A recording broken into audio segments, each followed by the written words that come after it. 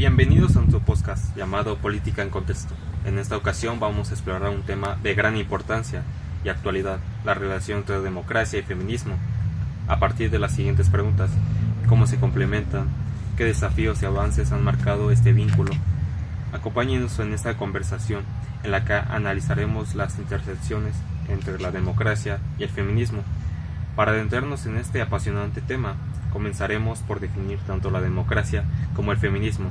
La democracia es un sistema político en el que el poder reside en el pueblo y las decisiones se toman a través de procesos electorales y la participación ciudadana. Por otro lado, el feminismo es un movimiento social y político que lucha por la igualdad de género en todas las áreas de la vida, incluida la política. Prepárense para embarcarse en un recorrido que explorará la interconexión de la democracia y el feminismo, dos pilares fundamentales en la sociedad y política mexicana. Soy Luis Alejandro Guzmán Mora, el presentador de hoy, y en esta ocasión me complace anunciar a nuestra invitada, la doctora Alma Delia Buendía Rodríguez. Es licenciada en Ciencias Políticas y Administración Pública por la Universidad Autónoma del Estado de México. Obtuvo el grado de maestra en Ciencias en el Colegio de Posgraduados en el Programa de Estudios del Desarrollo Rural con especialidad de Género Mujer Rural. Es doctora en Ciencias Políticas y Sociales con orientación en Sociología por la Universidad Nacional Autónoma de México, UNAM. Desde el 2006 es profesora e investigadora en el Centro Universitario UAM Texcoco. En la Sigue. En la licenciatura de Ciencias Políticas y Administración Pública, donde sus principales líneas de investigación son institucionalización de la perspectiva de género, violencia contra las mujeres, empoderamiento y liderazgo, políticas públicas incluyentes, género y paz, violencia y discriminación en la educación superior. Se ha desempeñado laboralmente en el Centro de Investigación y Docencia Económicas, CIDE, y diversos ayuntamientos de la zona oriente del Estado de México. Ha sido ponente en congresos nacionales e internacionales y conferencista para Secretaría de Marina, el Instituto Nacional Electoral, Semarnat y Zagarpa. Se ha desempeñado como consultora nacional e internacional en temas de administración pública y género a través del Programa de Cooperación Internacional Talentum México y Certeza, de la cual es fundadora. Entre sus publicaciones se encuentra el libro La institucionalización de la perspectiva de género en la atención de la violencia contra las mujeres, diversos artículos científicos, capítulos del libro. Es asociada del Instituto Nacional de Administración Pública, INAP, del Instituto de Administración Pública del Estado de México, IAPEM, y ha recibido la distinción como candidata a investigadora nacional del Sistema Nacional de Investigadores. Actualmente se encuentra realizando una estancia postdoctoral en la Universidad Autónoma de Chapingo, participando como investigadora especialista en género en el rubro de programas nacionales estratégicos de CONACYT. Este podcast es creado por los alumnos del Centro Universitario UAM Texcoco, de la licenciatura de Ciencias Políticas y Administración Pública, dirigidos y supervisado por el docente del campus en la asignatura Teoría Política, el doctor José Cruz Jorge Cortés Carreño.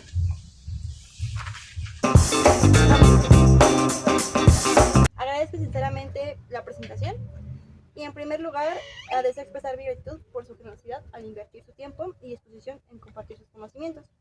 Su experiencia posee un valor inestimable para nosotros y nos llena de emoción la perspectiva de escuchar sus opiniones. ¿Desea agregar algo a su presentación? Pues primero que nada, gracias por la invitación y por la consideración para realizar este podcast. Quedo a sus órdenes. Okay. Bueno, empezamos con nuestro segmento número 1, llamado Definiendo los conceptos.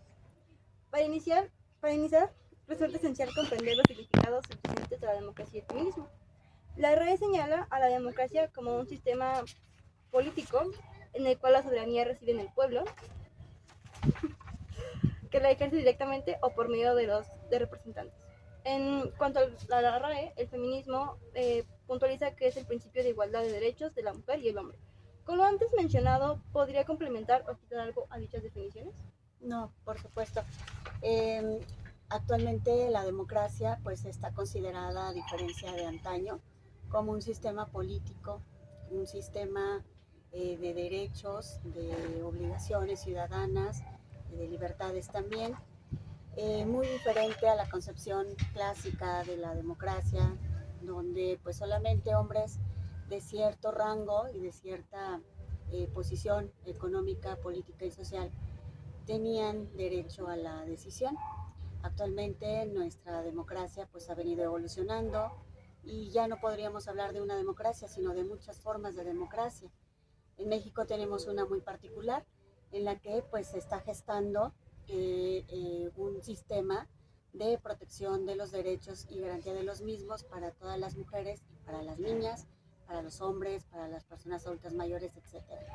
Y esta visibilización de las necesidades de las personas en toda su diversidad, pues es parte de lo que hoy en una democracia moderna, como la que se intenta en México construir, pues es una materia obligatoria, ver las particularidades, las necesidades, con un sentido de justicia para ser equitativos y llegar a una igualdad de derechos plenos para todas y todos. Ok, entonces con esto podríamos decir que la democracia se presenta como una aspiración o un ideal para tomar decisiones en una comunidad. Así es. Okay. Bueno, tras haber delimitado estos conceptos que tienen una suma relevancia en nuestro país, pasaría a la siguiente cuestión. ¿Cómo se gesta en México el movimiento de las mujeres en su búsqueda por una mayor participación en la esfera social y política?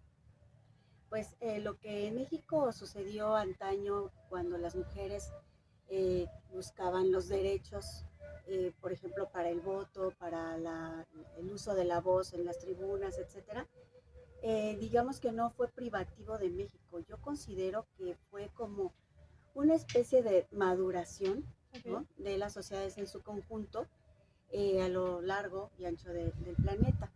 Obviamente, países de avanzada tenían esta gestación de movimientos con mujeres emblemáticas, como sucedió en Inglaterra, posteriormente en Estados Unidos, que ellas, con sus alcances y sus limitaciones, por supuesto, empezaron a organizar y a tener una ideología que por supuesto estaba basada dentro de lo que se consideró el movimiento feminista dentro de la primera, segunda ola. Sí. Y que esto de alguna manera pues ha venido madurando en el tiempo.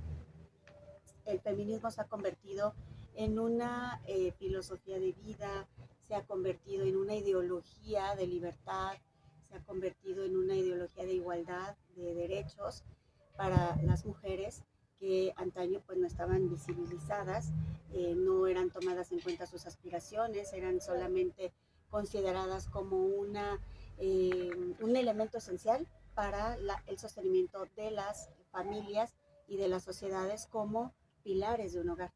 Pero evidentemente como mujeres, como humanas, tenemos derecho, aspiraciones a cumplir sueños, etcétera, y también a participar dentro de la política y tener el uso de la voz. Entonces todas estas ideas se fueron generando con muchas mujeres libres pensadoras en el pasado y que hoy por hoy heredamos las nuevas mujeres feministas o el feminismo de hoy con las mujeres que somos protagonistas hoy por hoy en México y en el mundo, pues heredamos todas esas series de pensamientos. Es una herencia que no podemos, por supuesto, olvidar y lo que más nos conviene, nos genera confianza y no podemos dejar de lado es esta parte de hacer genealogía de las mujeres que nos antecedieron, porque las luchadoras, las primeras, las mujeres que buscaron la vindicación de los derechos para otras, pues ya no están aquí, ellas ya están en otro lugar, tuvieron un momento de desarrollo para poder llevar estas ideas a buen término y pues ya no están con nosotros. Pero estamos nuevas generaciones y las que vienen. Entonces el trabajo que las iniciadoras comenzaron es un trabajo que se ha venido desarrollando a lo largo y ancho del planeta y hoy por hoy con este sistema global que tenemos, con con este pensamiento universal que compartimos las mujeres, el movimiento, los movimientos feministas pues se han universalizado y han dado cabida, entrada a todas las mujeres en la diversidad tan enorme que representamos cada una, con las formas de pensar, muchas veces divergentes, etcétera, pero con un proyecto en común, que es la libertad de todas y la práctica y la vivencia de los derechos, que no se quede solamente en el papel, sino que los vivamos día a día, Sí, que se en lleve el la lujo práctica. exactamente, en el uso de nuestra libertad. Sí, claro, en nuestra investigación encontramos algunas figuras como lo es Diana Vicario, José Ortiz Domínguez y Hermina Galindo, que abogaban por nuestros derechos de las mujeres al igual que la igualdad. Con eso tenemos que el movimiento se desarrolla siglos antes en Europa y tenemos que el movimiento surge ante la necesidad de la liberación de las mujeres, procurando un cambio en nuestras relaciones sociales, que como bien ha mencionado es importante tener pues una eliminación de la jerarquía que existe en nuestro país. Abordando el tema de la democracia, a la luz de los estudios e información que se han adquirido y lo que nos ha compartido, ¿cómo podría describir la relación entre la democracia y el feminismo en México? Es una relación totalmente estrecha. Okay. De hecho, el uno no se podría pensar sin el otro. Cuando hablamos de democracia, hablamos de apertura y de derechos universales y de libertades universales para todas las personas, independientemente de su sexo, raza, color, etnia, forma de pensar, credo, creencia política, afiliaciones, nada. Y digamos que es un marco, ¿no?, de actuación que nos conviene a todas y todos, porque el principal o las y los principales protagonistas pues somos las mujeres y los hombres en toda esa diversidad que representamos, para empezar. Y el feminismo pues ha promulgado y ha buscado la reivindicación de los derechos de las mujeres y de las niñas alrededor del mundo.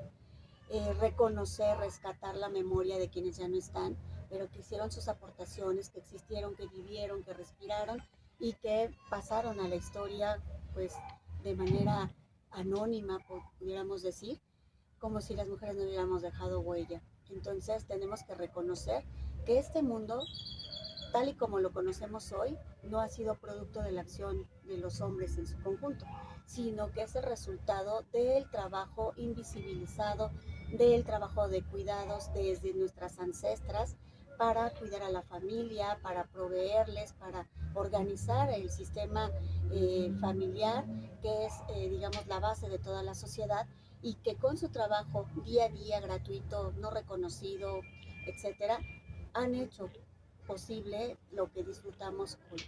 Entonces tenemos que, por un lado, la democracia busca el reconocimiento de los derechos de las personas y el feminismo busca en concreto la reivindicación de los derechos de las mujeres en particular dentro de este sistema democrático. No pudiéramos pensar en una democracia cuando la mitad o más del planeta pues no puede votar. No podría llamarse democracia cuando las mujeres no tenemos una voz en los congresos. No podríamos hablar de democracia cuando la mitad o más de la administración pública, mucho más de la administración pública, está compuesta por hombres. No podríamos pensar en una democracia cuando en este país no hemos tenido jamás una mujer presidente. No podríamos pensar en democracia cuando en nuestras universidades no hemos tenido una mujer rectora. Entonces, ¿dónde está esa reivindicación de los derechos y el derecho a la dirigencia y al poder de las mujeres? Entonces, si pensamos que la mayoría de la población en el mundo somos mujeres, tendríamos que tener más de la mitad de los escaños en el Congreso. Sí, más voz. Tendríamos que tener, claro, más representatividad y no la tenemos. Entonces, esa es justamente la lucha del feminismo. Pero además no busca imponer, a diferencia pues de otras posturas, el feminismo no busca imponer una forma de ser mujer. De hecho, el feminismo es la libertad de ser la mujer que tú quieras ser, de ser la mujer que tú desees, con tus propios pensamientos, con tu propia ideología, con tu forma propia de vivir la vida.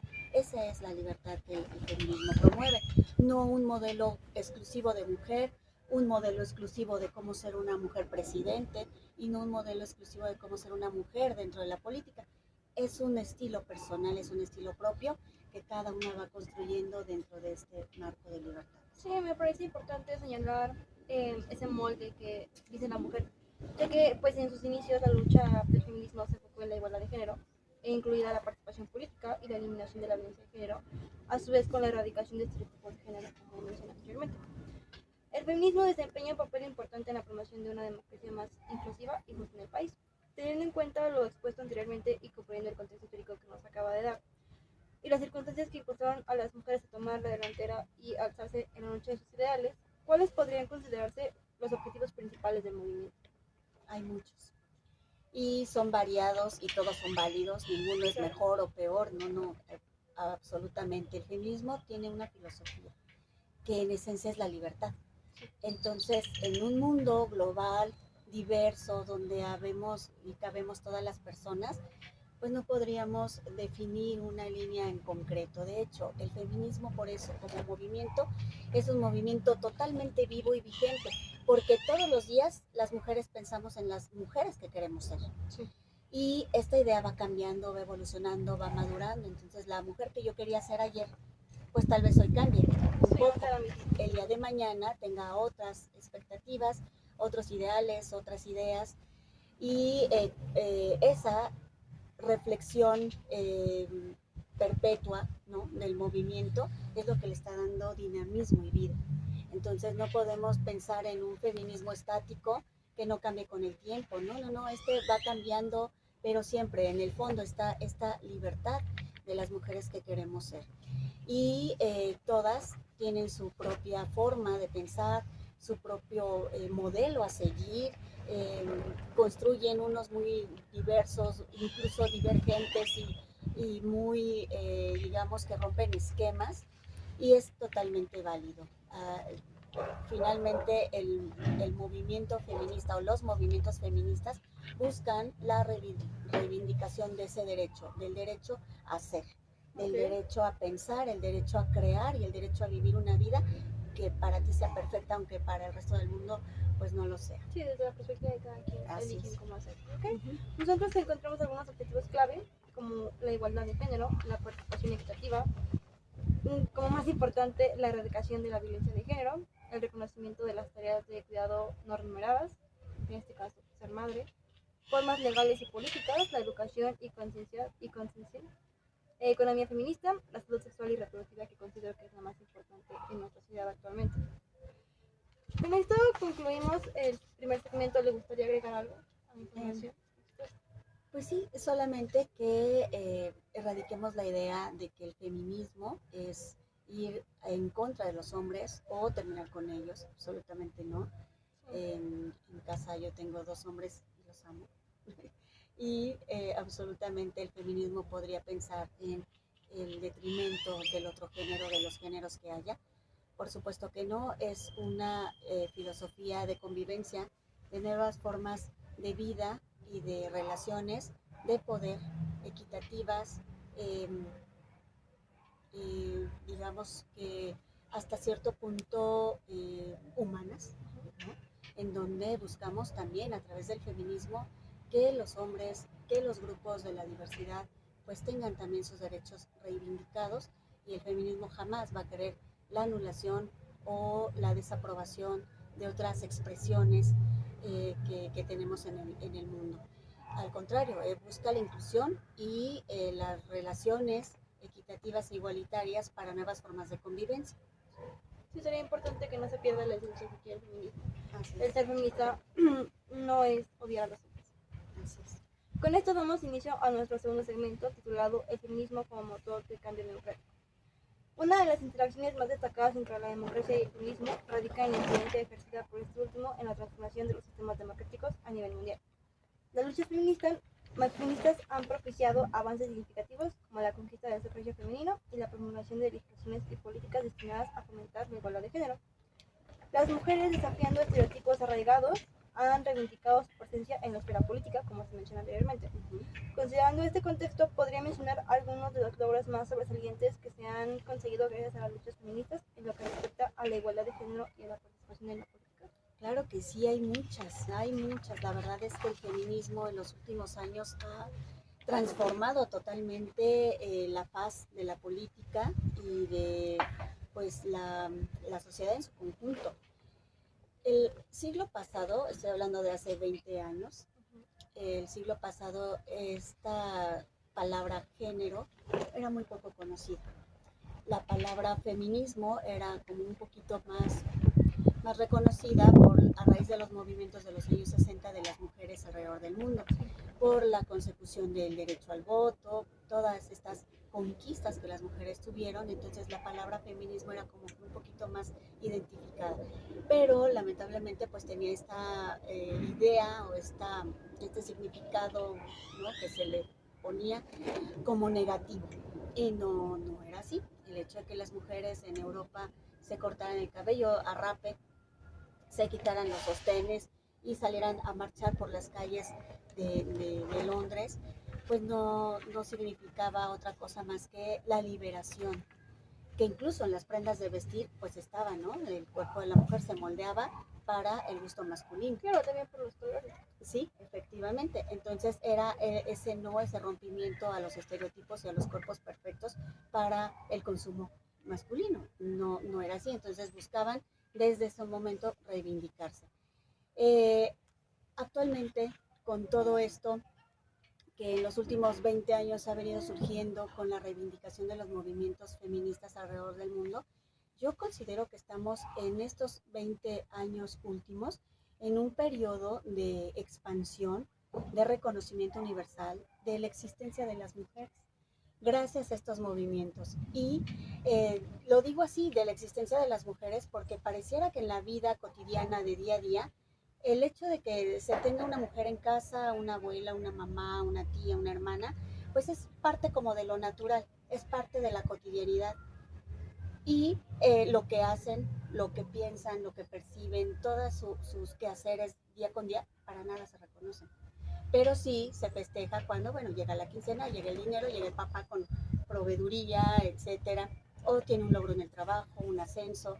Entonces, todas esas cuestiones antaño eran, digamos, parte de la cotidianidad, la que estaba en apoyo para, digamos, el éxito que un hombre lograba, pues era la mujer, en cierta situación, siempre pasiva, siempre apoyando, siempre ayudando para que el hombre, que era el jefe de familia, tuviera ascensos, reconocimientos, dinero, etcétera, y se pensaba que eran logros de él, cuando realmente era el logro de todo un sistema familiar. Sí, existe una frase que dice que detrás de un gran hombre hay una. Exactamente, hasta en los dichos populares estaba esa posición, ¿no?, de la mujer sumisa y detrás siempre en apoyo del hombre. Entonces ahora con estos últimos 20 años de los que te hablo, yo creo que los movimientos feministas fueron todavía más allá, buscando no solamente el reconocimiento del trabajo invisible de las mujeres en los hogares, sino también el trabajo en la sociedad,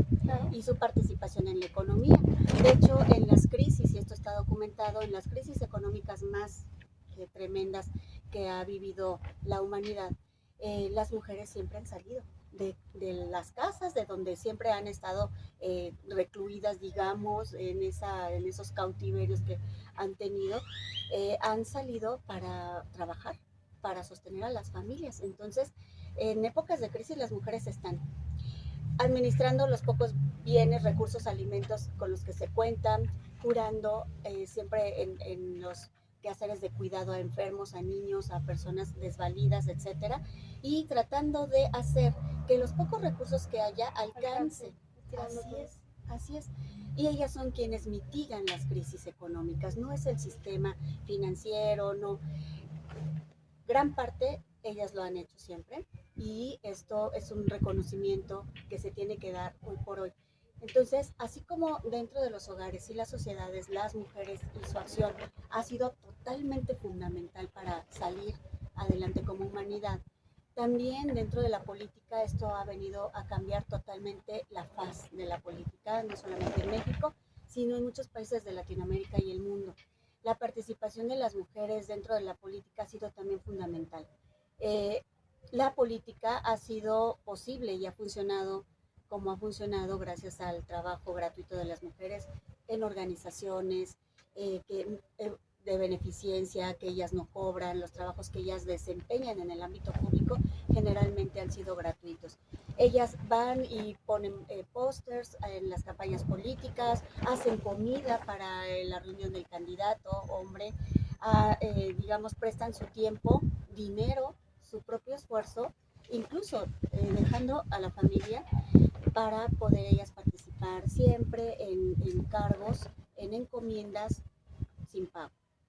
¿Y esto a cambio de qué? A cambio de que ellas puedan tener algunos beneficios para sus hogares. A cambio de su actividad política gratuita, pueden tener el beneficio de una calle pavimentada o de la luz en su calle o el drenaje, etcétera. Y entonces es un trabajo totalmente a cambio, digamos que en especie. Te doy participación política a cambio de qué? Me pongas el alumbrado, el drenaje en mi calle, que no es para beneficio personal de ella, sino es comunitario. Así es. Y ya últimamente, con todo lo que el feminismo ha impulsado de las leyes que se han creado en México, sobre todo esta ley que nos ha dado mucho impulso y mucho avance, es la Ley General de Acceso de las Mujeres a una Vida Libre de Violencia, en donde por vez primera se reconocen los tipos y modalidades de las violencias que las mujeres sufrimos en todos lados y que padecemos y que enfrentamos en todos lados. Y eso, digamos que ha sido un gran avance porque hoy sí ya se puede nombrar. Todas las violencias se pueden nombrar y se pueden señalar y por supuesto cuando se reconoce una situación se puede frenar. Entonces, yo creo que ha sido una ley fundamental porque no podemos participar en política, no podemos participar en cargos de elección popular si vives violencia en casa. O sea, eso no puede ser. O si en tu comunidad o si en la misma política sufres violencia. No puedes estar en plenitud, no puedes estar con todo lo que tú eres, tus talentos, tu pensamiento enfocado cuando está la violencia presente. Entonces, esta ley ha sido totalmente fundamental porque para que las mujeres podamos salir al ámbito público, en lo económico, en lo político, en lo social, primero que nada tenemos que ser libres de la violencia para poder actuar como humanas en todo el uso de sus capacidades. Claro. Si no fuera así, pues estaríamos trabajando pues a la mitad de pensamiento, a la mitad de todo, y no sería lo ideal. Entonces, esta ley de acceso de las mujeres a una vida libre de violencia es, yo creo que el inicio de un camino de leyes, de protecciones, de garantías para nuestros derechos y que podamos continuar transformando la política que hoy por hoy yo considero que México pues no es absolutamente el mismo de hace 5 años, el de hace 10 y mucho menos el de hace 20 años cuando no teníamos estas leyes que sancionan las violencias y que las nombran. Bueno, se han cementado estas líneas para crear un camino donde en un futuro ya no podamos hablar del pasado. Exactamente. Y me parece importante destacar con esta ley que el conocimiento es poder. Entonces, si las mujeres saben que viven esto en casa y si lo pueden reconocer es muy importante para poder actuar. Muy bien, nosotros rescatamos 6 puntos con esto. Me parece el más importante, que es el derecho al voto de las mujeres en 1953, que fue un logro de todas nosotras, de nuestras antepasadas, para poder actuar en la política en esta esfera que es de hombres en este momento. También rescatamos en 1970 los derechos reproductivos, que me parece que es un tema que sigue teniendo relevancia actualmente. El derecho al voto es elección personal y cada mujer puede decidir sobre su cuerpo. Entonces, este movimiento ayudó a sentar las bases para luchar por una autonomía reproductiva. Tenemos que en los años 90 se lucha contra la violencia de género, que el movimiento manifiesta pues empezó a movilizar para abordar esta violencia y promover leyes y políticas, como se mencionó anteriormente, que protegían a las mujeres de esta violencia doméstica y el acoso sexual. En este momento tenemos un violentómetro, donde cada mujer puede hacer test y puede verse qué tipo de violencia está viviendo en este momento. El que se visibilice y sea consciente me parece fundamental para todas las personas. Si se vive en casa, se puede denunciar, porque dicen que en México en el 90% de los casos el violentador está en casa. Entonces se supone que es un lugar donde deberías sentirte protegida y amada, y pues ahí es donde las mujeres más sufren. Así es. Tenemos los movimientos feministas contemporáneos, tenemos el movimiento de Ni Una Menos y el movimiento del 8 de marzo, que son protestas organizadas y marchas para de esta forma visibilizar la violencia de género y demandar la igualdad de género en el país. También tenemos las reformas legales, menciono alguna, que a lo largo de los años con el movimiento feminista pues han presionado el éxito para lograr reformas que promueven una igualdad de género y la participación de las mujeres en la política con la implementación de la paridad de género y en la representación política. Con esto me gustaría preguntarle, para usted en el movimiento, ¿cuál es la paridad de género? Bueno, dentro de la política se ha impulsado acciones afirmativas y una de ellas son las cuotas de género dentro de los congresos, Sí. dentro de los cabildos. Y esta cuota de género habla de que es derecho de las mujeres participar en política de forma equitativa e igualitaria. Y una forma equitativa, digamos, tomando en cuenta el número de mujeres que habitamos este país, pues somos el 52% de la población y como un colectivo mayoritario, diríamos, tenemos derecho a cierto número de escaños, sí, los cuales pues no los hemos tenido a lo largo de la historia hasta muy recientemente. Y entonces para tener las mujeres voz en los congresos en esa medida en la que somos numerosas en este país, es que se impulsaron las cuotas de género, donde se mandata que determinado número de escaños, que es el 50 o más, debiera estar en manos de mujeres. Entonces, estas leyes de cuotas de género han obligado a los partidos políticos a incluir dentro de sus listas y dentro de sus participantes a las mujeres, exactamente. Entonces, ahora ya nuestra legislatura actual ya tiene la paridad, lo cual, pues en términos numéricos ya se ha alcanzado, pero en términos sustantivos todavía no, que es digamos, la paridad, yo creo que más importante todavía. ¿Y a qué me refiero? A que una cosa es el número de mujeres que ya estén en el Congreso y otra cosa es que esas mujeres sí participen, sí sean escuchadas y que sus propuestas y demandas sí sean tomadas en cuenta, que sí pasen a actas, que sí se vote, que sí sean escuchadas y que tengan esa carga, ¿no?, de cumplimiento que deberían de tener. En el Congreso la historia pues es diferente. Las mujeres parece que sí han logrado esta coalición entre ellas, reconocer que ni la otra mujer está en la esencia de una misma, independientemente del partido político al que pertenezca, y eso ha logrado, digamos que erradicar ciertas barreras de convivencia y de cooperación entre las mujeres. Pero no sucede así en todos los ámbitos. Por ejemplo, en los cabildos, las mujeres en muchos casos ya tienen una equidad numérica, ya lograron una cuota, pero sus voces no son escuchadas. Muchas mujeres dentro de los cabildos no hablan. Y no hablan porque todavía se arrastra esta vieja idea, porque así fuimos creadas, así fuimos crecidas con estas ideas de que una mujer se equivoca si habla, ¿sí? No tiene un pensamiento organizado, carece de sentido político. Sí. Y no entiende la política. Y entonces, con estas ideas, cuando están muy arraigadas, las mujeres ya a la hora de participar mejor guardan silencio. Sí, las minimizan. Las minimizan o se burlan de ellas o no las toman en cuenta, denostan sus participaciones y demás. Y rara vez una participación de estas mujeres se toma en cuenta, se vota y se aprueba y se apoya. Es raro. Entonces, la paridad numérica pues ya la tenemos, falta ahora la igualdad sustantiva, que es este uso de la voz, sin estos prejuicios y sin estos, exactamente, estos estereotipos y estos miedos que las mujeres todavía tenemos que erradicar de nuestras vidas. Claro, esto me recuerda mucho a que los profesores del centro universitario nos mencionan que está muy bien la cuota de género que tiene la política actualmente en México, pero destacan mucho la importancia de tener esa profesionalización. O sea, está bien que los partidos políticos les den la oportunidad a las mujeres, siempre y cuando cumplan con estos planes. Y yo creo que no solo sería con las mujeres, en general, con cualquier aspirante a un puesto de participación política, un burócrata, pues es importante que tenga los estudios suficientes para poder llevarlo a cabo.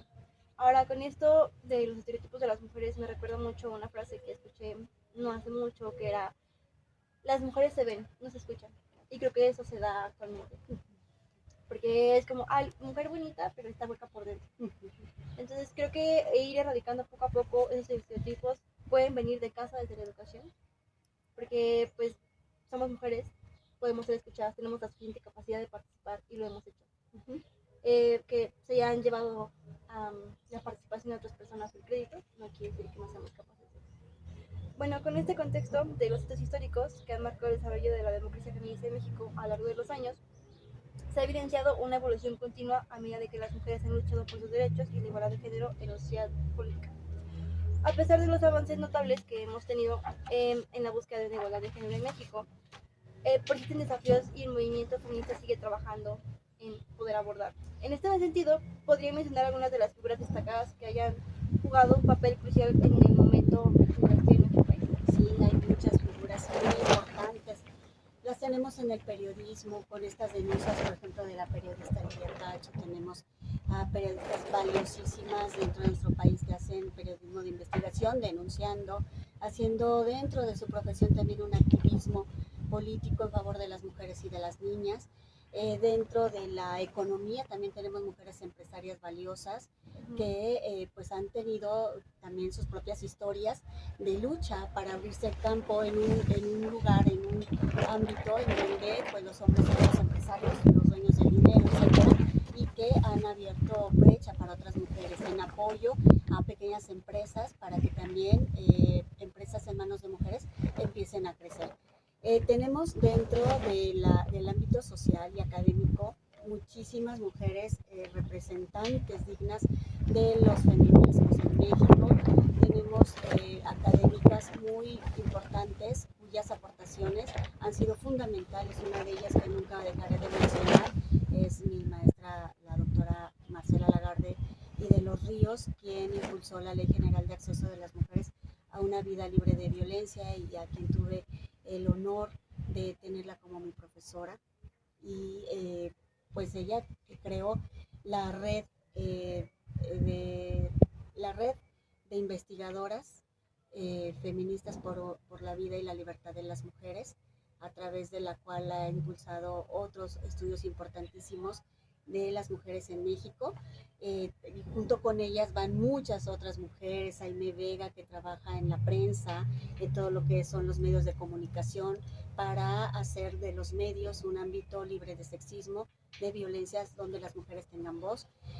Tenemos a mujeres que han aportado mucho de su talento para la erradicación de las prohibiciones, para, por ejemplo, la ley que posibilita el aborto, que han digamos, protagonizado discusiones encarnadas con toda esta situación de si se debe o no abortar y cuándo y por qué y todo. Mujeres valiosísimas que con todas sus aportaciones y voces, pues hoy tenemos ya leyes que permiten el aborto y esta planeación de la reproducción desde las mujeres, el control de sus capacidades reproductivas, que siempre deberían de estar en nuestras manos, no en la de un médico, no en la de un sacerdote, no en la de un padre de familia, no en la de un esposo, sino en nuestras manos, y es total y enteramente nuestra decisión. También tenemos mujeres dentro de la política que están buscando erradicar estas formas patriarcales de ejercicio del poder, y pues son muchas. Tenemos mujeres a lo largo y ancho del país que han tenido esa valentía de postularse para cargos públicos y buscando desde dentro, desde donde están, desde sus cargos y posiciones, una transformación de las violencias, de las opresiones y el fomento de las libertades para las mujeres. En el Congreso concretamente tenemos a legisladoras muy valiosas, movimientos también muy valiosos como el de las constituyentes feministas, que es un grupo de mujeres que están trabajando todo el tiempo en el Congreso para generar, impulsar leyes, cambios, que recientemente pues han impulsado una ley muy importante en México, que también es de las leyes liberadoras de las mujeres, aparte de la Ley General de Acceso, tenemos la ley de cuidados que crea el Sistema Nacional de Cuidados, a través de los cuales las mujeres pues ya no tendríamos que preocuparnos qué va a ser de nosotras cuando seamos mayores, que no podamos valernos por nosotras mismas. El Estado tendría que proporcionarnos de manera totalmente gratuita y libre los servicios para la atención para adultos mayores. Ahora que tenemos a lo mejor algún adulto mayor en casa, a lo mejor con alguna enfermedad, discapacidad, etcétera, el Estado tiene que proveer todos los servicios médicos y de cuidado para que las personas que se hacen cargo de esa persona puedan salir a trabajar y puedan hacer también su vida, porque muchas mujeres se esclavizan, digamos, ¿no? Toda su vida está junto a una persona discapacitada o que tiene alguna situación de salud que no le permite salir. Generalmente quienes se encargan de estas personas son las mujeres. Nos encargamos de los pequeños, de personas enfermas, de personas que necesitan de nuestros cuidados y lo hacemos de manera gratuita. Ahora el Estado está obligado a proporcionar esos derechos y a cubrir los costos, con lo cual podemos de alguna manera descansar porque pues es un trabajo no compartido. Debería de ser compartido. Si hay mujeres y hombres en un hogar, mujeres y hombres se hacen cargo de la persona adulta mayor. Y si alguno no puede, el Estado toma esa responsabilidad para, digamos, apoyarles en esa situación familiar que es natural, por supuesto, y en algún momento todas y todos vamos a depender de alguien, pero que pues no lo hagan por obligación, ¿no? Sino por amor, pero con este respaldo del Estado mismo, que tiene que proveer todas las condiciones para que las personas podamos vivir en este país de manera libre y digna, desde que somos bebés hasta que somos adultos mayores y que a lo mejor nuestras capacidades ya están pues yéndose. Entonces, esa es una de las leyes que a mí me parece fundamentales para vivir una vida digna y tener derecho a la seguridad, etcétera. Lamentablemente esta ley, aunque ya fue aprobada, se aprobó sin un peso de presupuesto, con lo cual es una institucionalidad prácticamente vacía, detenida. Esa es una de las cosas que hoy sí tenemos que señalarle a nuestro sistema político y a nuestras instituciones en el país, de que pues una cosa es que aprueben, pero aprobar no significa que van así solas. ¿De dónde se va a sacar el recurso? No hay política que avance sin dinero. Una política pública debe tener al menos 3 cosas fundamentales para poder avanzar, que es el dinero, es la voluntad política y es la racionalidad administrativa, que trabaje siempre en función del cumplimiento de lo que se está proponiendo en esa política. Si no es así, no avanza absolutamente, como es el caso de esta ley fundamental que nos va a cambiar la vida y nos va a hacer incluso estresarnos menos al saber que en algún momento, cuando lo requiramos porque ya tengamos una adultez mayor, pasemos a depender de los hijos, pues no, nos libera finalmente, porque pues no es por obligación, sino es por verdadero amor que quieran estar contigo, pero si no lo están por alguna razón, trabajo, etcétera, el Estado tiene la obligación de estar en tu cuidado, proveyéndote enfermeras, medicamentos, sistema de cuidado digno, etcétera. Entonces, pues es muy importante. Lástima que pues es de alguna manera una forma de frenar todas estas iniciativas cuando se aprueban y no se les da un solo peso de presupuesto. No podemos avanzar así. Claro, antes se tenía la creencia de que la hija más chica se hace cargo de los padres de que fallecieron. Así es. Yo estoy en contra de todas estas creencias, me parecen del siglo pasado. Pero con esto es importante rescatar que tenemos dichas instituciones que se encargan de la salud, tenemos el IMSS, pero siento que están, pero no son de calidad. Muchas veces las personas recurren a la salud privada, que pues tienen el tiempo, la calidad y la calidez de atender a las personas. También quisiera regresar un poco a lo que mencionaba de el aborto, la aprobación de la ley del aborto. Sí, la tenemos en Ciudad de México. Me parece que debió ser aprobada en todo el país. Yo entiendo que los estados del norte tienen arregladas todas estas costumbres más de antaño, pero como mujer, si quieres tener derecho a esa, pues sí, a una decisión reproductiva, debe ser en cualquier estado, en cualquier momento de tu vida. Si pasa, pues puedes tener esta solución a la mano. Y esto va junto con los estereotipos que se tienen. Una mujer no puede ser embarazada así, tiene que ser carne. ¿Cómo va a aprobar la religión eso? Siento que va muy de la mano con eso, entonces tendríamos que cambiar esa perspectiva. Ahora bien, quisiera rescatar a dos autoras que hicimos en nuestra investigación. Esto abarca México y América Latina. Tenemos a Marcela Alargade, que es una antropóloga feminista y activista mexicana que es reconocida en su trabajo de temas de género. Me parece importante por su concepto de feminicidio, que ha tenido un impacto significativo en la lucha contra la violencia de género en México y en todo el mundo. Esto me parece interesante, ya que hace no poco vi una conferencia que hablaba sobre el concepto de feminicidio. Y es, ¿por qué femenino? Pues porque abarca la... Porque lamentablemente en el país se da que los hombres matan a las mujeres. A los hombres sí los matan en mayor medida, pero son otros hombres. Entonces, rescatar este término me parece muy importante si hablamos de feminismo, ya que se visibiliza, se le da luz a estas mujeres. Y otra cosa fundamental para mí es las estadísticas y los números le quitan toda esa identidad a las mujeres. Un número más. Pero creo que hay que reconocer que esa persona pudo haber sido madre, tía, sobrina, hija, hermana, esposa. Entonces, el quitarles toda esa identidad y convertirlo en un número me parece muy frío. Que actualmente nuestra política del país es como, al día mueren 10 mujeres en México. Una estadística que para nada nos sentimos cercanos a. Por otro lado tenemos a, me parece que es Norma Andrade, que es una destacada activista y defensora de los derechos de las mujeres, especialmente en la lucha contra la violencia de género y el feminicidio. Esto porque su hija, Lilia Alejandra García Andrade, fue víctima del feminicidio en Ciudad Juárez, lo que inspiró a convertirse en una incansable luchadora por la justicia y los derechos de las mujeres. Esto me parece importante porque hay muchas mujeres que podemos ver actualmente que se convierten en activistas porque lo vivieron muy cerca. Siento que no debería de pasar este tipo de cosas para entender o acercarse al movimiento. ¿Quisiera destacar algo en este momento? Sí, claro. Ya había mencionado a la doctora Marcela Lagarde, que es la principal impulsora de la Ley General de Acceso de las Mujeres a una Vida Libre de Violencia, y dentro de esa ley se contempla el feminicidio como un tipo de violencia.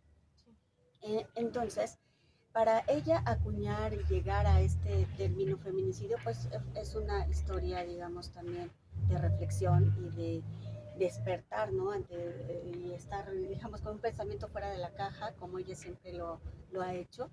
Ella siempre piensa desde sí, siempre piensa en términos de mujeres y lo que nos falta, dónde estamos y lo que nos falta por avanzar. Este término feminicidio ella lo retoma de otra investigadora norteamericana, Diane Russell, que habla de femicide, y de alguna manera lo retoma y lo castellaniza para nombrar en concreto la violencia contra las mujeres por una situación de violencia extrema que las lleva a la muerte. Y el feminicidio tiene connotaciones muy concretas. No puede ser feminicidio, por ejemplo, el hecho de que una mujer va por la calle, hay una balacera y resulta muerta. Eso no es feminicidio. ¿Por qué? Porque no fue la muerte por ella, por ser exclusivamente para ella, por ser mujer, para causarle un daño. Y el feminicidio tiene otras connotaciones. Es un daño dirigido a alguien en concreto, en particular, el cual está perfectamente planeado en la mente del violentador, que generalmente es un hombre, porque también esto sucede con mujeres que violentan a otras mujeres y las llevan, y eso también es feminicidio, las llevan a la muerte. El feminicidio es planeado, es diseñado con cautela en el pensamiento de quien violenta, y es a veces es cotidiano, es sistemático, es todos los días estar ahí violentando, puede ser físicamente, sexualmente, económicamente, patrimonialmente, o bien a través de esta psicología, ¿no?, perversa. Entonces es un maltrato diario, a cada rato, todo el tiempo, descuido, celotipia, todo eso. Al final, muchas mujeres terminan incluso ellas suicidándose. ¿Por qué? Por el resultado de toda esta serie de violencias vividas durante toda su vida, o de buena parte de su vida. Entonces, este detrimento de su voluntad, al final, ellas conciben que la única salida pues es matarse. Sí. El que ellas lleguen al suicidio no es suicidio. No, porque fue provocado. Así es, todo un sistema de violencias a lo largo de la vida que las llevó a ese punto.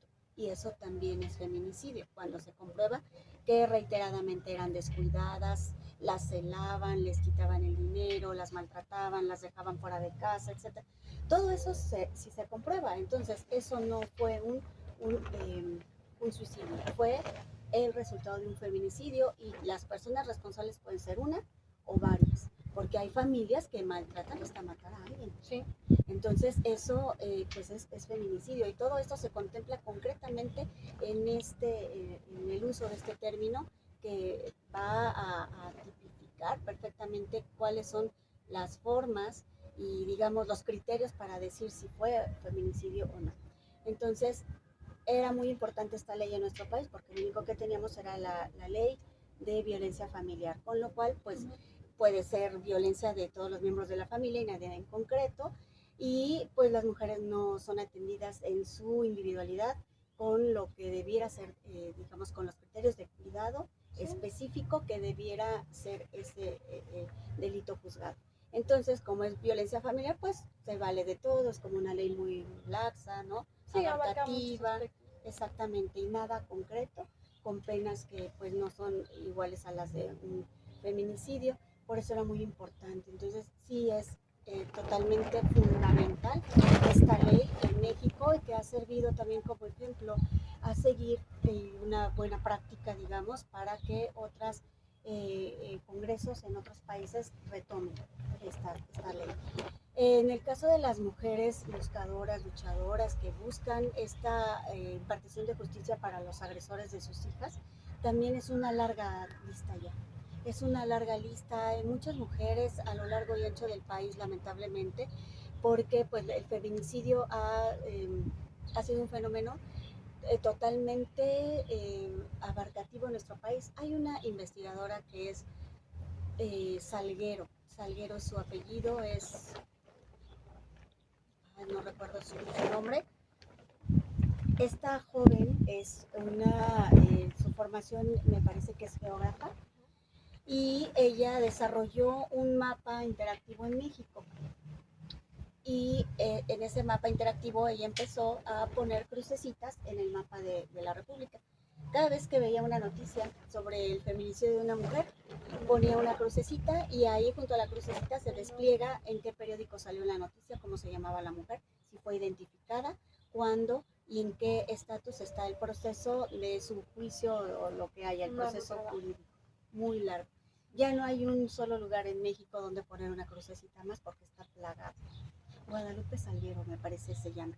Okay. Y entonces su trabajo ha sido muy importante, porque es el mapa del feminicidio en México atroz, y lo ha venido mejorando a lo largo del tiempo para hacerlo, para adoptarlo como una herramienta para el uso de los tomadores de decisiones, como una forma de consulta más rápida de los feminicidios ocurridos en el país.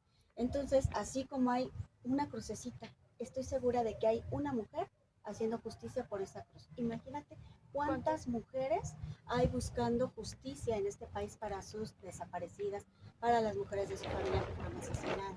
Muchísimas, hay muchas historias muy tremendas. Tenemos mujeres que han tomado ya como una forma de vida, como una bandera de lucha, el buscar la justicia para el feminicidio de muchas otras mujeres. Como tenemos a esta mujer que se llama,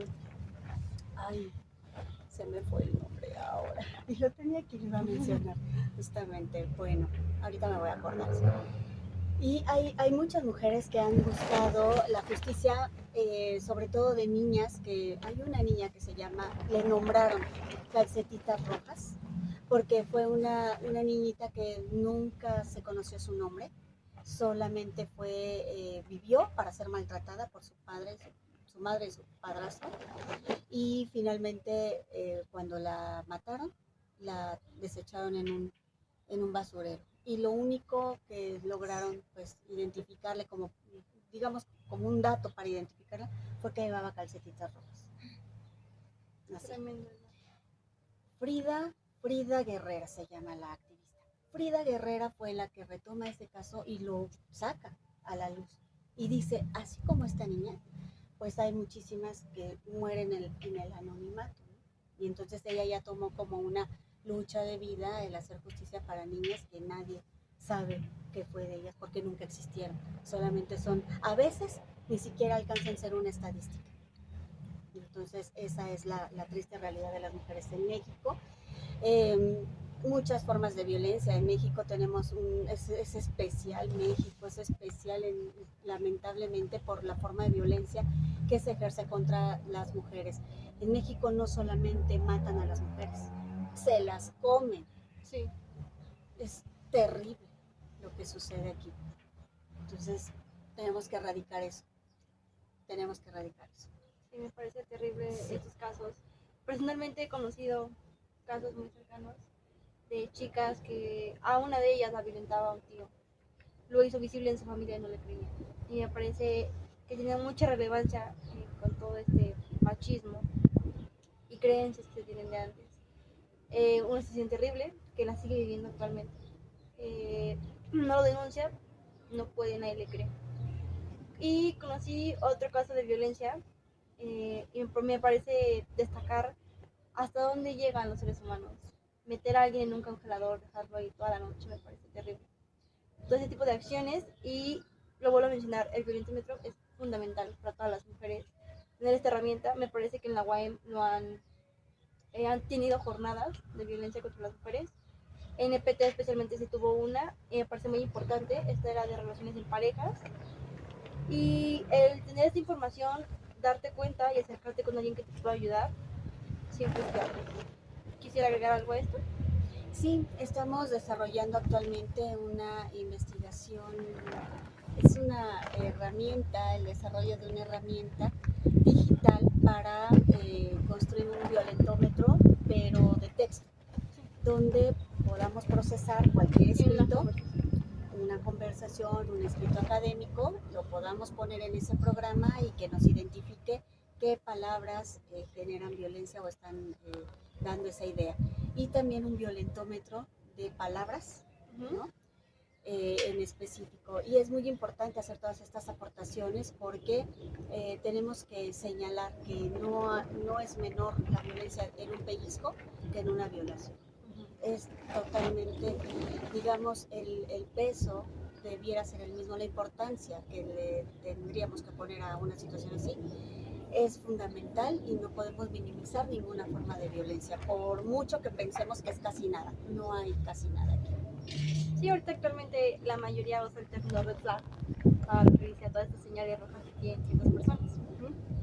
Ahora bien, tenemos la historia y la evolución del feminismo en México, que es un proceso que se ha desarrollado a lo largo de los siglos, marcando a veces avances significativos y al mismo tiempo por desafíos considerables en la búsqueda de los derechos de las mujeres. ¿Cuáles considera que son los momentos de mayor relevancia en la historia del feminismo? No, del feminismo, perdón. Pues yo creo que cada momento histórico ha tenido la relevancia, es una cadena. Okay. No tendríamos ahorita los beneficios de los que ya disfrutamos las mujeres y nuestros derechos si no nuestras abuelas y otras ancestras hubieran trabajado en su momento. Somos el resultado hoy de la lucha de las mujeres en el pasado. Es como una cadena.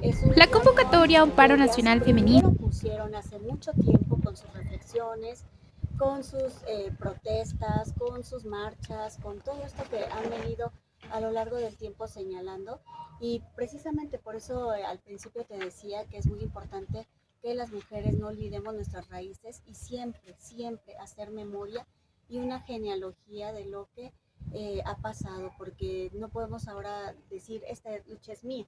Claro que no. Ninguna mujer puede decir esta lucha es mía. ¿Por qué? Porque esta lucha que hoy por hoy está librando, pues ya tuvo su origen en el pasado. Primero que nada, cambió su pensamiento. Y cambió su pensamiento por otras mujeres que en el pasado también lo cambiaron. Y ella al final es producto de una reflexión larguísima e histórica de la posición y condición de las mujeres. Entonces yo creo que todo lo que es la historia del feminismo ha sido relevante siempre y cada época histórica ha sido importantísima. No hay nada, yo creo, que tengamos que denostar o que minimizar o que decir esto no fue importante. Todo ha sido importante. Y repito, hoy tenemos ya el beneficio de ir a votar. Ya podemos votar, ya tenemos derecho a usar nuestra voz en una tribuna, ya tenemos derecho de tantas cosas, decidir sobre nuestros cuerpos, de planear nuestra vida en pareja, el divorcio es otro logro importantísimo, ¿no? De que pues se le ha quitado esta carga de religiosidad y de cumplimiento, de miedo ante un mandato divino, cuando las mujeres somos las dueñas de nuestras vidas y decidimos con quién estar y compartir. Así es. Entonces, pues yo no puedo decir si hay una cosa muy importante, no, yo creo que todos los esfuerzos de las mujeres a lo largo de la historia han sido importantísimos y han sumado a esta cadena larga que hoy pues tenemos todavía que continuar por las que vienen, que nos falta mucho, ya tenemos muchos logros, pero todavía falta camino por recorrer. Regresando con el tema, me parece importante recalcar todos los esfuerzos de las mujeres en nuestro país. ¿Quisiera agregar algo más? Pues sí, solamente pues combinar a las mujeres a la solidaridad y hacer un llamado a todas las mujeres que nos pueden estar escuchando a que seamos solidarias entre nosotras. No siempre tendremos que llevarnos bien, ¿no? Especialmente dentro de la política, pues las ideas fluyen, son diversas, incluso son contrarias, pero un propósito que yo creo que debemos de tener en lo general y nunca perderlo de vista es que luchemos donde luchemos, lo que está en juego siempre es la vida y la libertad de las mujeres. Sí, en cualquier ámbito nos vamos a encontrar con otras mujeres y como nos entiendan, no siempre nos vamos a llevar bien, pero hay que ser solidarios. Gracias. Ahora bien, nosotros como movimientos contemporáneos, pues los movimientos de Ni Una Menos y el 8 de marzo pues son más cercanos por nuestras edades y pues el participar y tener esta visibilización y reconocimiento de los derechos de las mujeres pues han sido destacados por esta necesidad de tener una igualdad de género en todos nuestros ámbitos de la sociedad. Ahora bien, empiezan nuestros cortes informativos.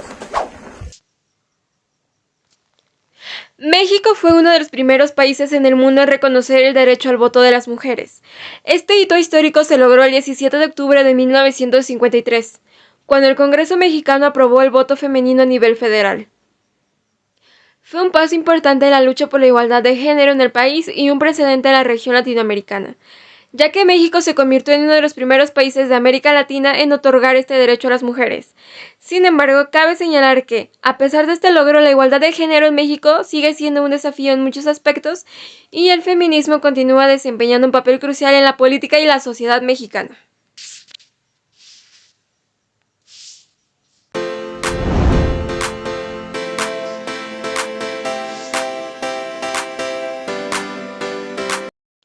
La visibilidad del feminismo en la democracia mexicana es el surgimiento de un movimiento conocido como el Paro Nacional de Mujeres o Un Día Sin Nosotras.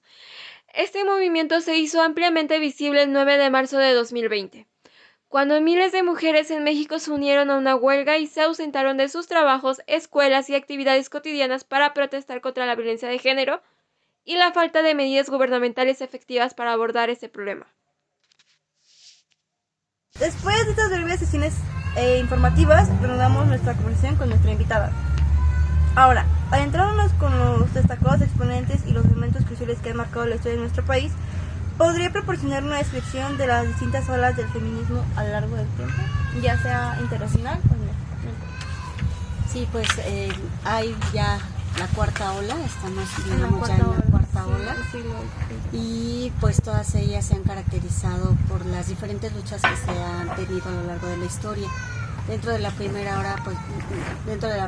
ola básicamente pues era el reconocimiento de los derechos fundamentales para las mujeres, que era el tener una voz y el derecho a formar una familia, tener ciertas libertades de las mujeres, cuando empezaban a vindicarse como poseedoras de derechos, de sueños y de pues que el sistema debiese cambiar. Las primeras luchas básicamente fueron en torno a los derechos reproductivos de las mujeres. Claro. Y esto marcó una época muy emblemática de las mujeres por tener este derecho de decidir sobre sus cuerpos y sus vidas, sobre el número de hijos que debieran o querían tener. Más allá de las imposiciones eclesiásticas y de las imposiciones estatistas, ellas querían decidir sobre eso. Pues un derecho totalmente fundamental, porque si no tienes un cuerpo, primero, ¿cómo vas a funcionar? O sea, si no tienes el control, dominio, uso de tu propio cuerpo, ¿cómo vas a participar en política? ¿Cómo vas a participar en otras cosas? Lo primero es tener un cuerpo y ser dueña de él, claro, para después desplegarte por la vida hacia donde desees. Entonces, esa fue una de las primeras luchas de las mujeres, junto con el tema de la violencia. Las violencias y los derechos reproductivos fueron como las primeras banderas de las mujeres, porque pues la violencia, ellas lo sabían, no era privativa de una, sino muchas, y era básicamente un sistema que las mantenía en esa situación. Entonces, digamos que todas estas demandas empezaron a acuñar un término que hasta hoy se vive. Cuando una piensa en ese término, pues te reivindica, que es lo personal es político. Todo lo personal es político, porque antes se decía que, bueno, si te violenta alguien en tu casa, o tu pareja te violenta en casa, pues eso lo tienes que solucionar en tu casa, y que es de dos y nada más, y que es de puertas para adentro, y sí, es la cruz de tu vida. La ropa sucia se lava en casa. La ropa sucia se lava en casa. Entonces eso era un asunto que tenía que arreglar la mujer y el hombre dentro de su hogar, y nadie sabía. Entonces se consideraba como casos aislados, ¿no? Que a una de mala suerte le había tocado una pareja así y que tenía ya que solucionarlo. Pero se empieza a hacer esta reflexión de que eso que se considera personal, que nadie lo debe de saber, que tú lo tienes que arreglar, es político. Claro, todo lo que personalmente te afecta se vuelve político. Tu sexualidad es totalmente privado, personal, íntimo, sí, pero también es político. El hecho de que una mujer no pueda tener las herramientas, formas, recursos para controlar su capacidad reproductiva y ejercer su maternaje cuando ella lo desee, su maternidad cuando ella lo desee, pues es un atentado en contra de ella. Más sabían las iglesias y se tomaban derecho, ¿no? Arrebataban el derecho de las mujeres a sus cuerpos para ellos apropiárselo y castigar a aquella mujer que no quería relaciones sexuales, aquella mujer que tenía relaciones sexuales fuera del matrimonio, aquella mujer, etc. Entonces la iglesia se tomaba de sus derechos, entonces fue una situación que se tuvo que erradicar. Entonces esas primeras banderas marcaron esas luchas de las mujeres en el pasado, que hoy disfrutamos, por supuesto, de todo ello. Y pues ya en esta última ola tenemos que el movimiento o los movimientos feministas buscan otras luchas, otras reivindicaciones a nuestros derechos, pero también en uso de unas plataformas digitales que antes ni siquiera se hubieran pensado, porque pues todo esto ha sido histórico. Hoy tenemos redes sociales, tenemos que en tiempo real podemos estar platicando con alguien al otro lado del mundo, y esto ha facilitado mucho un intercambio de las mujeres, sus ideas y sus luchas alrededor del mundo. Lo personal ya es global, yo así lo diría. Okay. Lo personal ya es global, por supuesto, es político. ¿Por qué? Porque hoy una joven violentada en Indonesia es materia de muchas mujeres alrededor del mundo. Se comunican, se organizan y dan la batalla junto con esa joven violentada para que tenga justicia. Entonces el feminismo ha tomado otros tintes, otros alcances, otras reivindicaciones que se consideraban a lo mejor imposibles, ¿no?, de llegar, porque pues estas tecnologías nos eliminan espacios y tiempo. y podemos ir hasta los lugares más inusitados en esa organización y militancia que pues yo creo que todas las mujeres que nos decimos feministas tenemos que tener. Por una parte la cuestión de la academia y por otra parte también la militancia. Ok, con lo que mencionaba hace un momento, estos señalamientos de fue tu culpa por escoger mal, ya no solo se extienden hacia la mujer, sino te quedas con él por los niños, o estoy con él por mis hijos. Siento que son comentarios que siguen trayendo estas costumbres y tradiciones muy arraigadas, y pues es un mayor daño hacia los infantes el ver este tipo de discusiones y violencia en casa.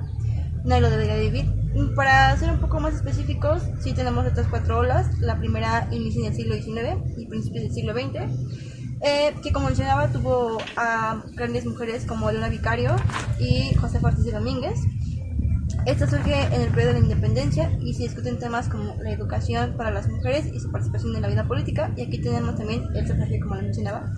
En la segunda ola tenemos en las décadas de 1960 y 70, que se centra en cuestiones sobre el control de la fertilidad y la igualdad de género, como igual lo menciona, que es muy importante tenerlo. Y la tercera ola en la década de 1990, que son enfoques de temas de diversidad y justicia social, y se han centrado en cuestiones sobre violencia de género, los feminicidios y la igualdad de género en general. La cuarta y última, que es la que tenemos actualmente, es una extensión de la tercera ola y se consolida en el siglo XXI con una mayor visibilidad y movilización, como le mencionaba, en redes sociales y con las tecnologías de la comunicación. ¿Quiere agregar algo o pasamos al siguiente segmento? Pues yo creo que en algún momento tendríamos que estar hablando ya no de olas, sino de un movimiento universal, donde las mujeres ya alrededor del mundo hayan tenido en sus infancias estas ideas y que las hayan aplicado y llevado a lo largo de su vida de tal forma que yo creo que en un futuro ya estaremos universalizando, ahora sí, a las mujeres como humanas, porque tenemos muy poco reconocimiento de haber sido consideradas humanas. Las mujeres no lo éramos hasta el siglo pasado. Entonces, más o menos 50 años de aquel reconocimiento, 55 años de aquel reconocimiento de las mujeres ya en esa calidad dentro de los derechos sociales, y se han centrado en cuestiones sobre violencia de género, los feminicidios y la igualdad de género en general. La cuarta y última, que es la que tenemos actualmente, es una extensión de la tercera ola y se consolida en el siglo XXI con una mayor visibilidad y movilización, como le mencionaba, en redes sociales y con las tecnologías de la comunicación. ¿Quiere agregar algo o pasamos al siguiente segmento? Pues yo creo que en algún momento tendríamos que estar hablando ya no de olas, sino de un movimiento universal, donde las mujeres ya alrededor del mundo hayan tenido en sus infancias estas ideas y que las hayan aplicado y llevado a lo largo de su vida de tal forma que yo creo que en un futuro ya estaremos universalizando, ahora sí, a las mujeres como humanas, porque tenemos muy poco reconocimiento de haber sido consideradas humanas. Las mujeres no lo éramos hasta el siglo pasado. Entonces, más o menos 50 años de aquel reconocimiento, 55 años de aquel reconocimiento de las mujeres ya en esa calidad dentro de los derechos humanos. Y yo creo que en el futuro pues ya estaríamos hablando de otra realidad, donde pues los feminismos van a ser como una ideología totalmente asentada, madura en las niñas y en los niños también, que tal vez ya no se hable como tal, porque estaremos viviendo, espero yo, unas formas de vida y de convivencia totalmente diferentes, sentadas siempre en la igualdad, en los derechos y el respeto de la libertad. Claro, es importante, ya que pues estas son olas mexicanas, pero ha habido otras alrededor del mundo. La más importante fue en Estados Unidos, el Me Too, que a nivel mundial se unieron, y me parece importante reconocer estos esfuerzos que hacen las mujeres alrededor del mundo para ayudar a otras, aunque no se encuentren en sus espacios. Bueno, con esto damos por terminada nuestra segunda sección y comenzamos con la tercera, que lleva por nombre Desafíos y Avances Actuales. Bueno, tenemos que es importante resaltar y visibilizar que enfrentan las mujeres y cómo esto ha tenido impacto significativo en una sociedad cada vez más informada sobre estas problemáticas y que valora la participación en el avance de esfuerzos en nuestro sistema. En ese sentido, ¿cuáles desafíos identificaría actualmente en el movimiento feminista y de qué manera cree que estos han evolucionado a lo largo del tiempo? Yo creo que llevamos muchos avances, como decía yo al principio. Estos 20 años me parecen fundamentales porque han sido totalmente dinámicos y de avanzada. Yo creo que si nuestras ancestras vieran lo que hoy tenemos, en poco tiempo estarían fascinadas de las redes sociales y del alcance que tienen estas herramientas, porque a ellas les costó. El movimiento en México fue muy diferente al de Estados Unidos cuando querían el derecho al voto. En Estados Unidos pues eran los panfletos, ¿no? El repartir volantitos en las calles, eran perseguidas, etcétera, las mujeres que buscaban esta promoción de este derecho. Hoy vemos que ya desde tu casa puedes mandar un mensajito y llega hasta los lugares más recónditos del planeta. Y eso yo creo que pues ha marcado una diferencia, ha sido una herramienta importantísima el uso de la tecnología para el movimiento. Y yo creo que uno de los retos es que, bueno, tiene muchos. Hoy tenemos que con esta misma globalidad hay ciertas situaciones que debemos de reconsiderar. Últimamente ha habido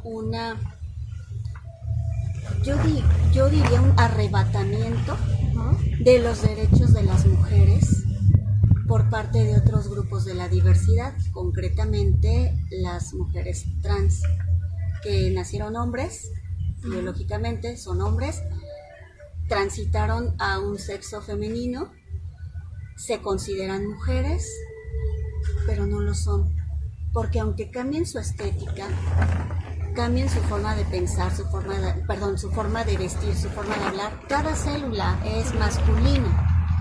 Cada célula es masculina y fueron socializados en sus primeros años como hombres y no pueden de un momento a otro vivir como una mujer vive desde siempre siendo mujer. En la opresión, en la invisibilidad, en el de tú no porque eres niña, etcétera. Todo eso ellos no lo vivieron, pero hoy con su participación política están buscando arrebatar esos derechos que nuestras ancestras lograron para nosotras y los están aplicando en ellos. Exigen curules, exigen dinero gubernamental, quieren sus cirugías gratuitas del gobierno. Lo que deberíamos de tener son toallas femeninas para todas las niñas, para las mujeres menstruantes, en edad todavía reproductiva, porque es una cosa natural, no provocada, y no es un capricho. Es parte de nuestras vivencias, de nuestros cuerpos. Debiéramos exigir al Congreso citas médicas, seguimiento médico para las mujeres en climaterio, para las mujeres que están en la menopausia, su atención psicológica, ejercicios, alimentación, etcétera, para mujeres de esas edades. Y no estar promoviendo cambios de sexo de esa manera. Claro, si lo logran, qué bueno, pero que no arrebaten los derechos que las mujeres a lo largo de la historia hemos conseguido para beneficio de otros grupos que, por supuesto, deben de tener la atención gubernamental, tienen sus propias demandas y yo considero que deben de tener su propia agenda y también sus propios espacios. ¿Por qué no pueden competir en los deportes estas mujeres trans con mujeres biológicas? No pueden, sencillamente porque la fuerza, la altura, la resistencia, todo es diferente. Entonces, yo creo que si quieren espacios, que tienen derecho a tenerlos, por supuesto, los creen desde su propia realidad. Espacios para sus certámenes de belleza de mujeres trans, espacios exclusivos para trans en los deportes, para todo lo que necesiten y todas las expresiones de la vida humana, pero en sus propios espacios, sin arrebatar los derechos específicos y concretos de las mujeres, porque es una realidad. Yo no quiero un cambio de sexo, y tampoco necesito operaciones para cambiar mi forma física. Yo no apoyaría, honestamente, un movimiento de trans en el Congreso con pancartas para exigir operaciones estéticas, porque no es parte de mis intereses. Como tampoco estas personas vendrían a sumarse conmigo para hacer una demanda, un plantón en frente del Congreso y que exijan toallas femeninas para todas las mujeres, porque ellos no menstruan o estas personas no menstruan. Tampoco estarían dispuestos a dar la lucha conmigo para exigir atención médica, psicológica para mujeres en climaterio, porque no van a tener menopausia. Entonces, evidentemente son intereses muy diferentes. Por supuesto, el colectivo de mujeres y el colectivo trans tienen sus propias agendas, demandas y demás, y yo creo que aquí lo que cabría es el respeto de lo que hemos conquistado y de lo que ellos están exigiendo o ellas están exigiendo. Entonces, a mí me parece que ese es un reto hoy. Sí, son pues luchas separadas, los derechos de las mujeres a los derechos de los trans. Deberían de tener más apertura en este tema, aparte de su participación política, y pues ser más abiertos en estos temas de las mujeres, dejar de esconderlos o sentirte culpable. Pasa mucho en las escuelas de las toallas, de envolverlas para que no lo vean, o tener todo este tipo de cuidados. Pues es natural en las mujeres, cosas que pasan y de las que no tendrías por qué sentirte retraída. Así es. Nosotros destacamos el punto de la violencia de género, ya que pues aquí se incluyen los feminicidios, como lo hemos tocado a lo largo de este podcast, como la violencia doméstica y el acoso sexual, que siguen siendo un desafío importante en México. Hoy en día, como mujer, puedes sentirte insegura a la hora de salir a la calle, por no sabes si vas a regresar a casa, o si alguien te va a voltear a ver, si alguien te va a chiflar, o todo ese tipo de acosos que puedes recibir como mujer. También destacamos la brecha salarial y la desigualdad económica de género, que pues creo que hace años se veía marcado que por ser mujer ganabas menos, con esta distinción de por ser mujer solo puedes aspirar a trabajar en esto, y pues tenemos mayor participación política y liderazgo femenino, aparte de un acceso a la educación y salud sexual, así como reproductivo. A pesar de los desafíos, el movimiento de democracia feminista en México está trabajando para avanzar en la igualdad de género y la justicia para las mujeres. La participación de la sociedad civil y la lucha por los derechos de las mujeres son ejemplos importantes de la democracia feminista en la acción del país. ¿Desea complementarlo? Sí, claro. Las mujeres históricamente hemos optado por trabajos donde no se nos exija mucho de nuestro tiempo. O sea, trabajos de tiempo completo no es lo que más preferimos por las cargas laborales en casa. Justamente estas leyes de las que hablé hace rato vienen a sentar otras bases de organización familiar.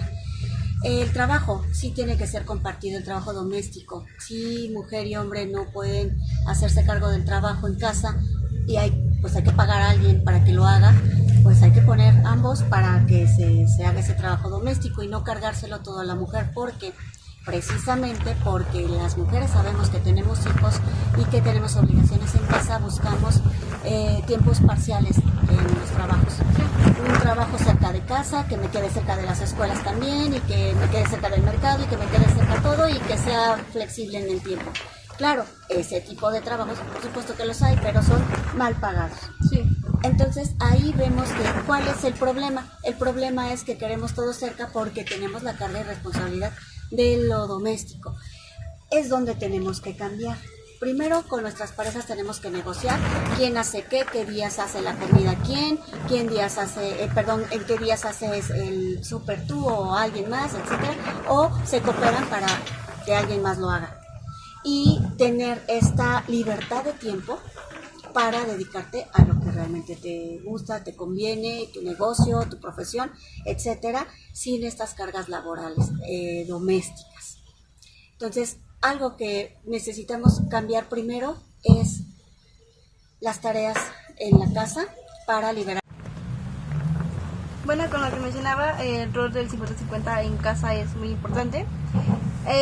Creo destacar el punto de la reproducción, ya que cuando las mujeres se embarazan el rol de género se da por completo, por muy 50-50, y regresar a la normalidad después de tener un niño es muy complicado en estos casos, ya que el hombre se centra en su rol de cumplir, con proveer en casa y la mujer se encarga de lo demás. Y muchas veces no se valora el esfuerzo que hay detrás de mantener todo un hogar. Personalmente lo he vivido y es muy difícil y muy cansado mantener un hogar, al 100%.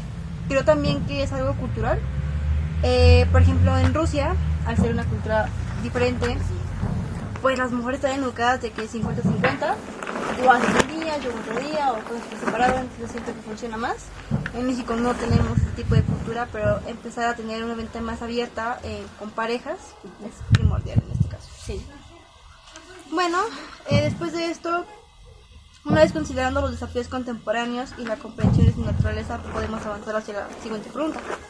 ¿Cuál ha sido el impacto y la visibilidad del feminismo en el contexto de la democracia? Mucho.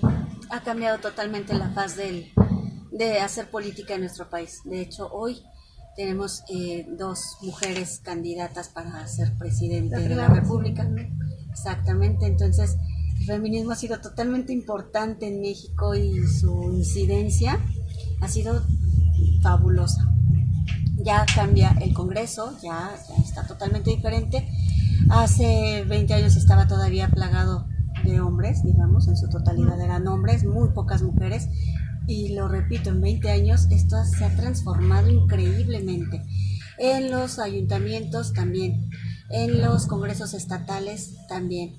Es muy importante este avance de las mujeres en la toma de puestos de poder. Y hoy, querámoslo o no lo queramos, yo sí, muchos no, vamos a tener una mujer presidente por vez primera en México y ya nos habíamos tardado muchísimo. Pues sí, afortunadamente ahorita tenemos a la primera gobernadora del Estado de México, que independientemente de nuestras preferencias políticas se ha logrado esta visibilización de las mujeres, y que ahora tengamos a candidatas para postularse a la presidencia nos abre esta, pues sí, no quiero repetir, pero esta apertura hacia las mujeres para poder aspirar a nuevas cosas. Creo que con la educación en casa muchas veces es como los típicos regalos, ¿no? La niña a la cocina, el bebé y el niño afuera. Fútbol, todo tipo de deportes, y el poder decir a los niños, tuvimos la primera presidenta. Como niña en México es, yo puedo aspirar a, si ella pudo, yo puedo. Claro, necesitamos imágenes de mujeres poderosas. Y esto no lo habíamos tenido en el pasado. Yo crecí en una carrera, me maduré, digamos, en una carrera universitaria, pero sin referentes políticos de mujeres en el poder. Eran 2, 3 mujeres. Recuerdo a Sauri, que todavía trabaja, es todavía parte de la política mexicana, muy activa. Está Amalia García, Patricia Mercado, digamos, muy pocas mujeres, porque se cuentan con la mano las que empezaron con esta participación política, pero hoy necesitamos otras figuras, mujeres poderosas, jóvenes, dentro de sus campos, no solo de la política, dentro de otros campos de desarrollo humano. Claro, también tenemos estos movimientos que han evolucionado. Por ejemplo, tenemos más derechos políticos para la participación, los cambios en la legislación, como lo comentaba hace un rato, esta creación de conciencia, como lo mencionaba el movimiento Me Too, que dio la visibilidad a las experiencias de las mujeres y han promovido la rendición de cuentas en casos de abuso y discriminación de género. También tenemos estos cambios culturales que poco a poco se van dando en nuestro país, y pues esta resistencia que aún existe por parte de ciertas personas, ciertos individuos, pero que se persiste en esta ímpetu de seguir con un género y esta participación en la... Ok, a lo largo del podcast hemos abarcado en varias ocasiones el concepto de la democracia feminista. Este enfoque se fundamenta en los principios y valores del feminismo, y su objetivo principal es abordar las desigualdades de género y fomentar la igualdad de género en todas las esferas de la política, en la vida social. Y me gustaría conocer su perspectiva en función de su experiencia laboral. ¿Considera que la definición planteada anteriormente de democracia y feminismo están ajustadas a la realidad o percibe alguna distorsión en la práctica? Yo creo que es un aprendizaje que tiene que ir, digamos, a la par lo teórico con lo práctico, pero no necesariamente siempre así. Acordémonos que el feminismo feminismo es libertad. Entonces, no podríamos seguir cánones y recetas y demás. Cada quien construye, cada mujer en su realidad va construyendo su forma de ser, de pensar, de vivir su propio estilo de vida. Entonces, esa es, digamos, la esencia del feminismo, por lo que no siempre la teoría con la práctica tendrían que ir juntas, como de hecho en la realidad en otras materias tampoco sucede. Decimos una cosa, ¿no? Los derechos humanos, por ejemplo, la teoría dice una cosa bellísima, pero en la práctica, pues, no. Tenemos derecho a respirar un ambiente limpio, pues no hay aire limpio ya, creo que en ningún lugar. Tenemos derecho a tantas cosas y está plasmado en una declaración, pero vivirlo no siempre es posible para todas las personas. Son derechos que se están construyendo todavía y que cada persona los tiene que construir y exigir sobre todo. Entonces, dentro del feminismo también pasa lo mismo, son ideas, son pensamientos, es un cúmulo, una ideología.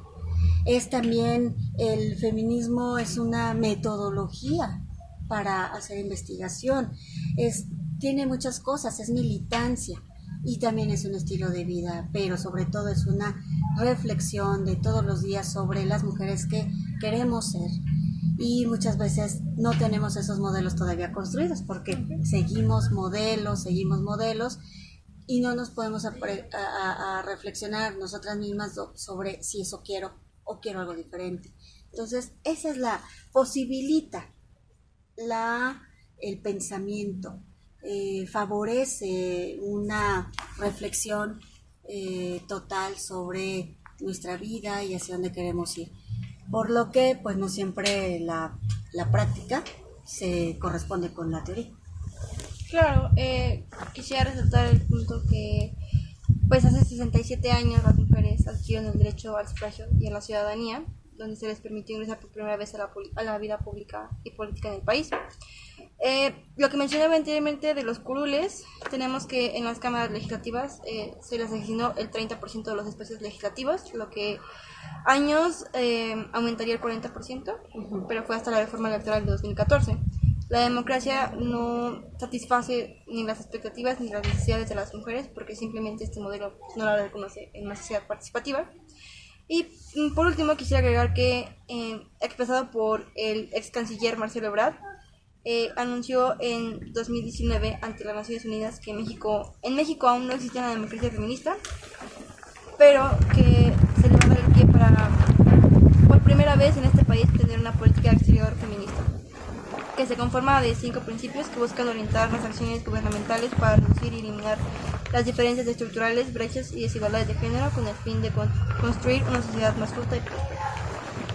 Ante el comentario del canciller, ¿le gustaría complementarlo? Sí, yo creo que no,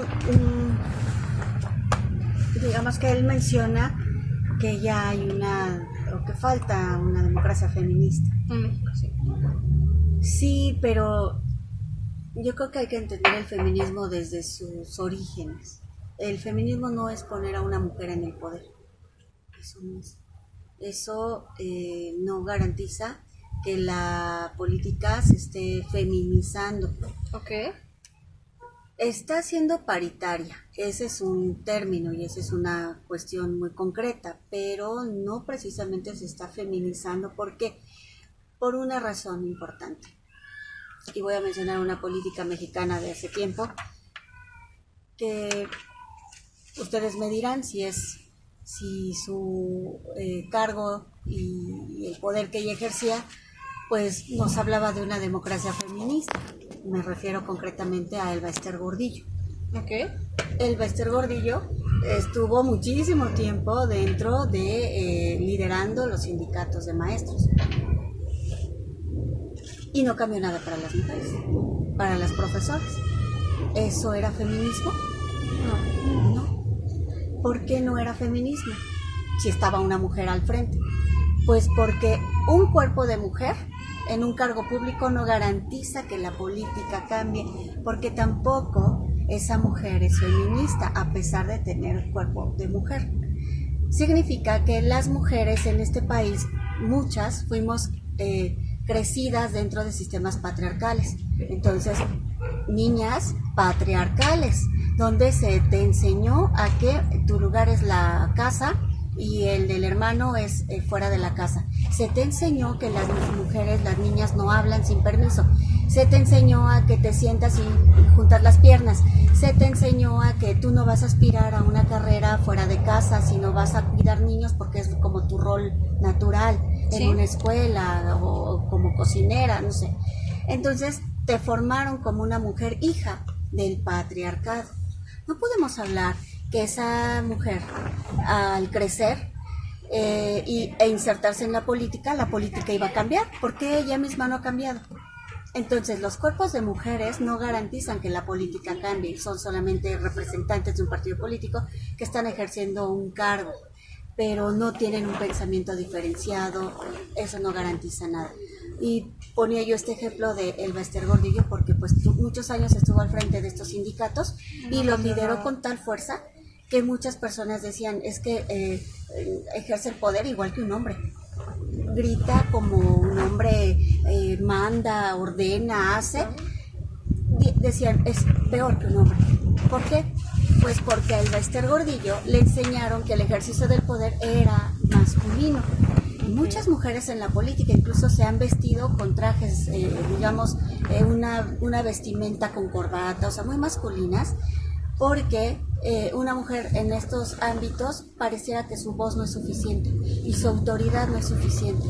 Así que tienen que, de alguna manera, disfrazarse de hombres para ser escuchadas y obedecidas. Entonces, el tener a una mujer en un cargo público, si ella no es feminista, no ha cambiado su forma de pensar, su ideología, no tiene pensamientos de igualdad, no puede percibir las desigualdades y ejerce el poder como lo aprendió de un hombre, pues no es una mujer sensible. Y eso no va a cambiar en beneficio de otras mujeres. Ok. Para concluir, quisiera citar a la autora feminista Ursula K. Le Guin, quien dijo con sabiduría: no podemos reconfigurar la sociedad sin reconfigurar el lenguaje. Esto marca tan solo el comienzo. La cuarta transformación debe conducirnos hacia un objetivo aún más ambicioso: la realización de una democracia feminista. Agradecemos su generosidad al compartir su conocimiento con nosotros y dedicarnos parte de su tiempo. Hemos llegado a la final de esta sección. Muchísimas gracias. Gracias.